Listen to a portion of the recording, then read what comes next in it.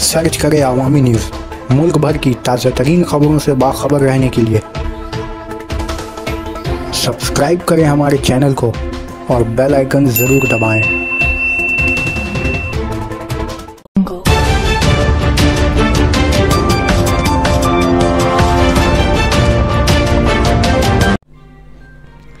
अंडाल सड़क हादसे में एक नौजवान की मौत। अंडाल 2 नंबर कौमी सड़क पर लॉरी के टक्कर से 2 नौजवान ज़बरदस्त तौर पर घायल हुए।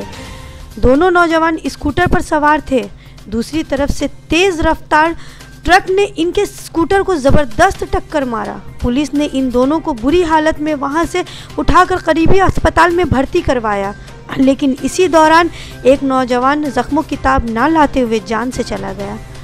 शहर में लापरवाही से 2 चक्के की गाड़ियों को दौड़ाने का जुनून सवार है और इसमें ज़्यादातर वो नौजवान होते हैं जो अपनी बहादुरी का नमूना दिखाने के लिए चिकनी सड़क पर मोटरसाइकिल दौड़ाते हैं और अपनी ज़िंदगी से हाथ धो बैठते हैं। हालांकि इस तरह की जुनूनियत को रोकने के लिए पुलिस ने कई अहम इक़दाम अपनाए हैं, फिर भी इस तरह के अंधोनाक हादसे को रोकने से इंतज़ामिया नाकाम ही नज़र आ रही है।